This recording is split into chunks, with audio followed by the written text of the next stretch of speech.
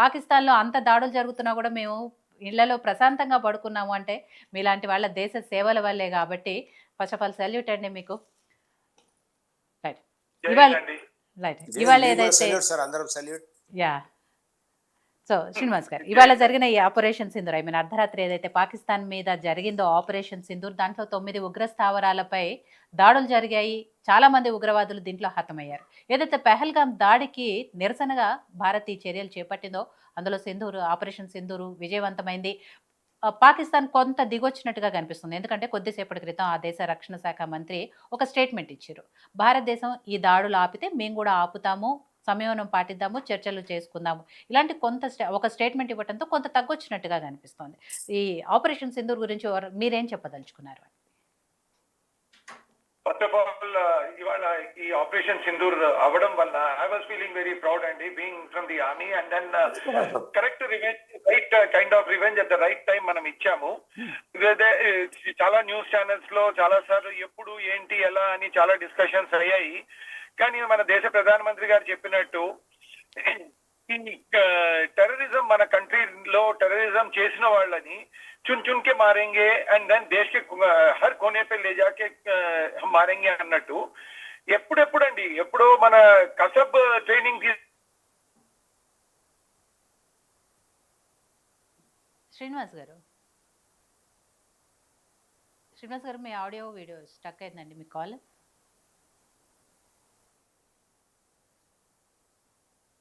శ్రీనివాస్ గారు ఒక్క నిమిషం అంటే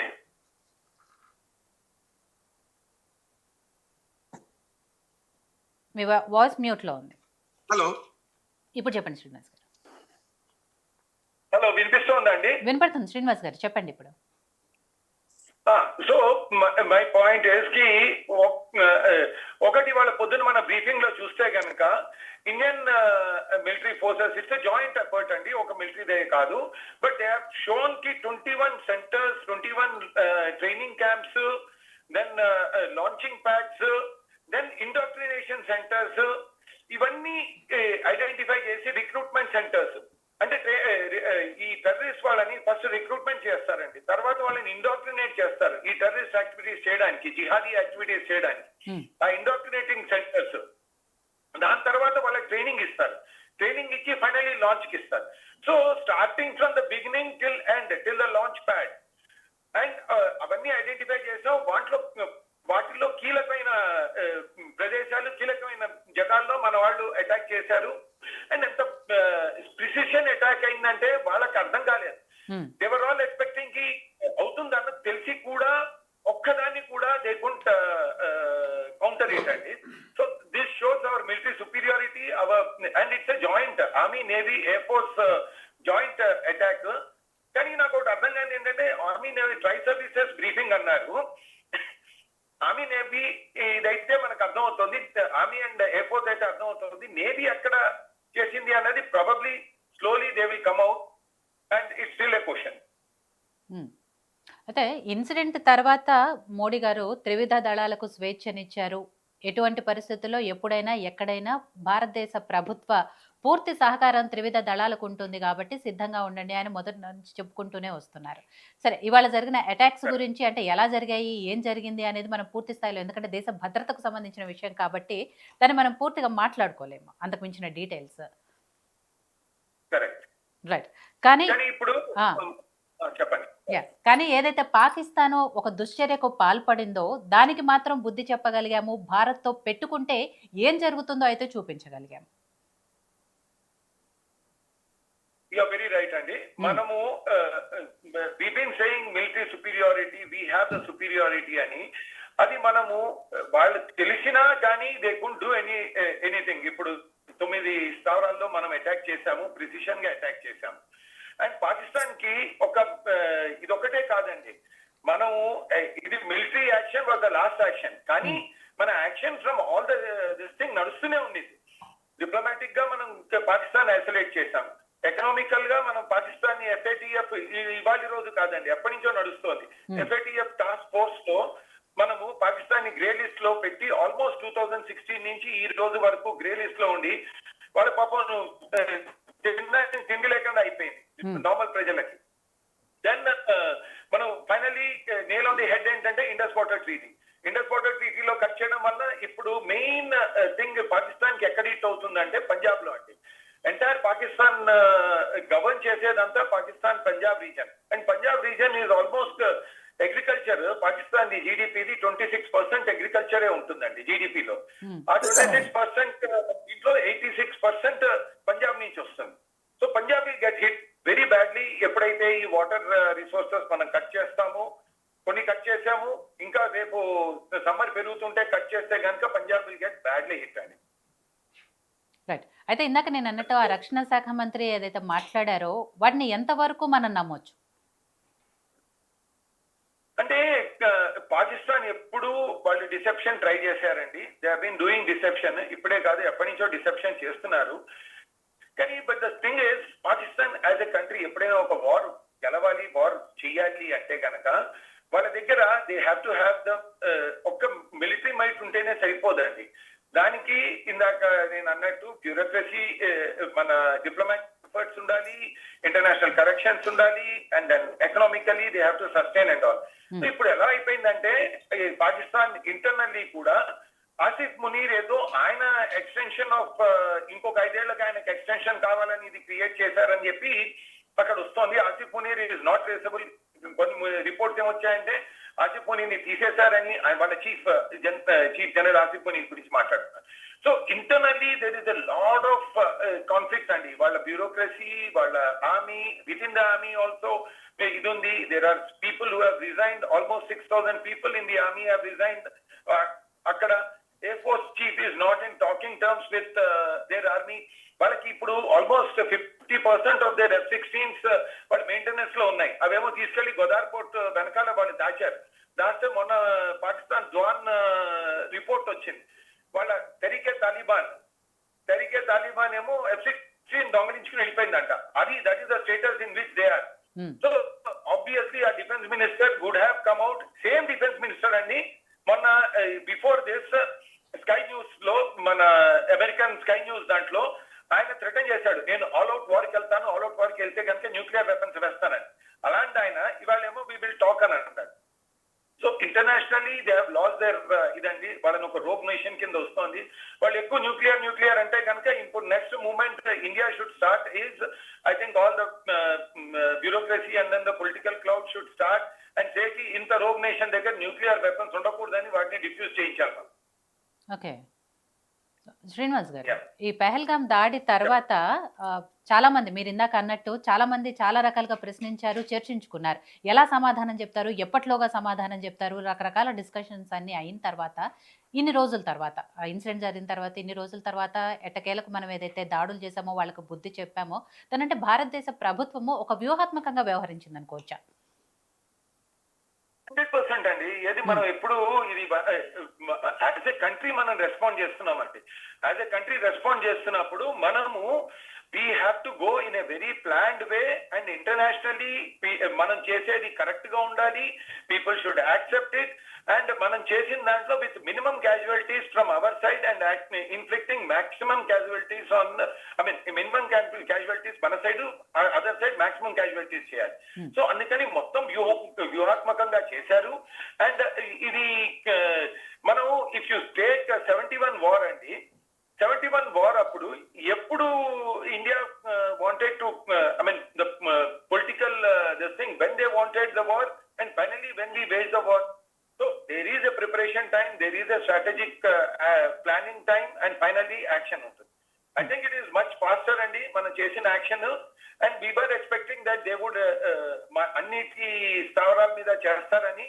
అండ్ దీనికి ఎంత వరకు వచ్చిందంటే జైషే మొహమ్మద్ మౌలానా మసూద్ అజర్, ఆయన ఫ్యామిలీ మెంబర్స్ 10 మంది పోయారు. ఆయన చెప్పాడు, ఇప్పుడు ఆయనకు బాగా తెలుస్తుంది ఫ్యామిలీ మెంబర్స్ పోతే ఎలా ఉంటుందో ఆయనకి ఇప్పుడు తెలుస్తుంది. This is the right move అండి ఐ ఫీల్.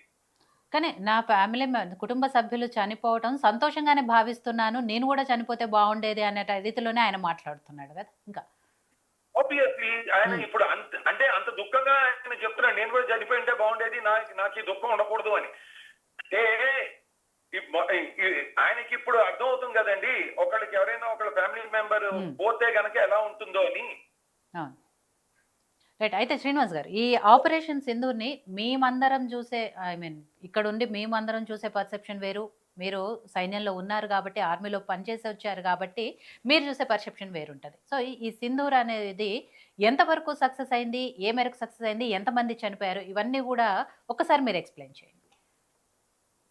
అంటే ఎప్పుడైనా మిలిటరీ ఆపరేషన్ ఒక మిలిటరీ కమాండర్ మేము ఇప్పుడు వెన్ ఐఎమ్ కమాండింగ్ యూనిట్ మేము ఏం చూస్తామంటే అండి maximum enemy casualties and minimum మన క్యాజువాలిటీస్ ఉండాలండి అది ఎందుకంటే no one wants to carry the dead bodies home అండి whenever you go for an operation so this was one such operation where we didn't have any casualty at all so that is a very successful operation అండి where we didn't have any casualty from our side first second thing ఏంటంటే మనము ఇంత మొత్తం media channel India abroad everywhere ఎప్పుడు attack చేస్తారు అంటున్నా కానీ మనము we caught them by surprise అండి ఇప్పుడు పాకిస్తాన్ మొత్తం పాకిస్తాన్ ఎయిర్ డిఫెన్స్ ఏమైందండి చైనీస్ ఇప్పుడు now people are doubting Chinese air defence నిజంగా ఇదే అని now next thing America will come and ask మీరు ఎలా చైనీస్ ఎయిర్ డిఫెన్స్ ని బీట్ చేశారు అని ఎందుకంటే S-400 కి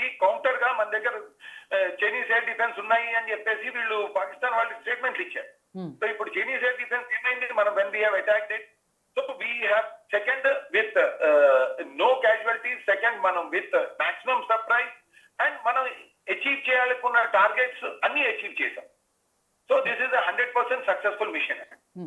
సో ఆర్థికంగా చూసుకున్నా, ఆయుధపరంగా చూసుకున్నా, ఏ రకంగా చూసుకున్నా కూడా పాకిస్తాన్ కంటే మనము హైలీ ఏమంటారు ముందంజలోనే ఉన్నాము. ఎప్పుడంటే అప్పుడు సిద్ధంగా ఉన్నాము. దేనికైనా రెడీగా ఉన్నాము. కానీ అయినా కూడా పాకిస్తాన్ ఎక్కడ తగ్గకుండా ఇందాక మీరు అన్నట్టు మసూద్ ఒక స్టేట్మెంట్ ఇచ్చారు. ప్రతీకారం తీర్చుకుంటాను, ఇంతకింతకు తీర్చుకుంటాను అని చెప్పి ఒక స్టేట్మెంట్ ఇవ్వటము ఎంతవరకు కరెక్ట్? ఇప్పుడు యాక్చువల్లీ మనము ఒక్క టెర్రరిస్ట్ స్టేట్మెంట్ గురించి మాట్లాడకూడదండి. వాడు హీఈస్ ఎ టెర్రరిస్ట్ అండ్ అతను he's been grooming terrorist and sending terrorist to this thing. అతను he should thank his stars. ఎంత భయస్తుడంటే ఎప్పుడైతే ఇదైందో 3 టైర్ సెక్యూరిటీ ఆ టైర్ సెక్యూరిటీ కూడా Pakistan ISI was providing it to him in his house. ఆయన ఉండాల్సిన జగలో లేడు, పారిపోయాడు. అందుకే ఆయన బతికిపోయాడు. ఆయనకు తెలుసు that he would be attacked అని. సో అతను ఇచ్చేయడం ఏంటండి మన దగ్గర ఐఎమ్ షూర్ మీరు కవర్ చేస్తుంటారు.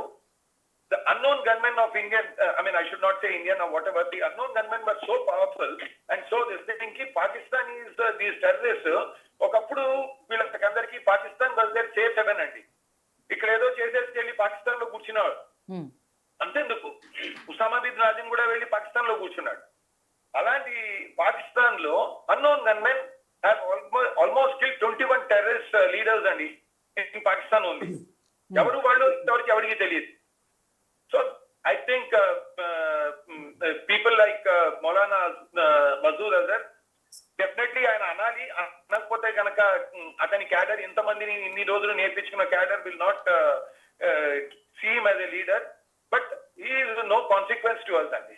For a country like India, we should not talk a terrorist leader statements. Right. So Srinivas గారు, ఫైనల్గా యాజ్ ఏ రిటైర్డ్ కల్నల్ మీరు ఒక్క విషయం చెప్పండి. ఇప్పుడు జరిగిన ఈ ఆపరేషన్ సింధూర్ ద్వారా ప్రపంచ దేశాలకు, ముఖ్యంగా శత్రు దేశాలు ఏవైతే ఉన్నాయో పాకిస్తాన్తో పాటు ఇంకా కొన్ని శత్రు దేశాలు కూడా మనకు ఉన్నాయి కాబట్టి వాళ్ళకి ఎలాంటి సంకేతాలు ఇవ్వగలిగాము, భారతదేశం జోలికి వస్తే ఏం చేస్తాము అనేది ఎంతవరకు చెప్పగలిగాము అని? మనము I think we have achieved మన శత్రు దేశాలకి మనము కరెక్ట్ గా మనం మెసేజింగ్ ఇచ్చామండి. శత్రు దేశాలే కాదు అన్ని దేశాలకి మనం కరెక్ట్ గా మెసేజ్ ఇచ్చాము. ఒకటి మనం ఏం చెప్పాము, మనము we have only targeted the terrorist camps. We have not targeted the military establishments. That shows మనం as a very mature nation. We are not a immature nation. ఇంత మనం బాధలో ఉన్నా కానీ ఇమ్మెచ్యూర్ గా బిహేవ్ చేయలేదు. అండ్ ఒక్కొక్క టార్గెట్ కి అటాక్ చేసినప్పుడు ఎక్స్ప్లెనేషన్ ఇచ్చాం. ఎవరు ఒక్కొక్క టార్గెట్ లో ఎవరు ఏం చేశారు అక్కడ అది ఏంటి అన్నది. That is our maturity in selecting in the target. And second thing ఏంటి, we have isolated a rogue nation like Pakistan bureaucratically. ఎప్పుడు మనం బ్యూరోక్రసీని అండ్ ఇంటెలిజెన్స్ ఏజెన్సీస్ వాళ్ళ సక్సెస్ ఎక్కువ మాట్లాడడం, కానీ ఎనీ వార్ విన్ అవ్వాలంటే వాళ్ళ సక్సెస్ చాలా ఉంటుందండి. ఈ రోజున ఒక నేషన్ పాకిస్తాన్ వెనకాల లేదు అంటే ఎందుకంటే it's all because of bureaucratic effect. People even China కూడా అంత సపోర్ట్ చేయదు బయటకు వచ్చి.